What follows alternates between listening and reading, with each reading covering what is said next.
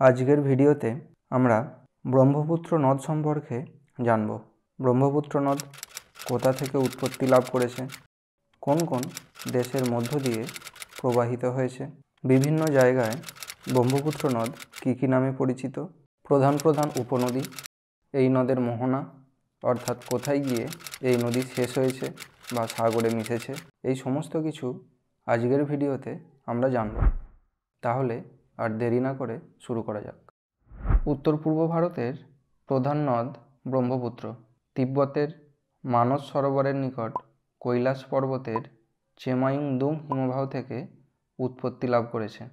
ব্রহ্মপুত্র নদ উৎস থেকে মোহনা পর্যন্ত বিভিন্ন নামে পরিচিত। উৎস থেকে সাংপো নাম নিয়ে পূর্ব দিকে প্রবাহিত হয়েছে এই ব্রহ্মপুত্র নদ। নামচা বারোয়া শৃঙ্গের কাছে দক্ষিণ পশ্চিমে বেঁকে সিয়াং বা ডিহং নামে অরুণাচল প্রদেশে প্রবেশ করেছে।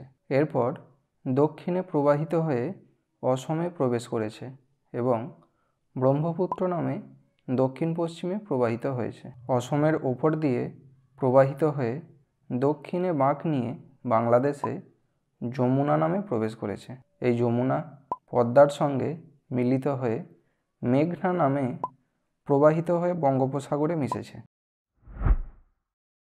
ব্রহ্মপুত্রের দৈর্ঘ্য 2900 কিলোমিটার, তবে ভারতে আছে মাত্র 916 কিলোমিটার।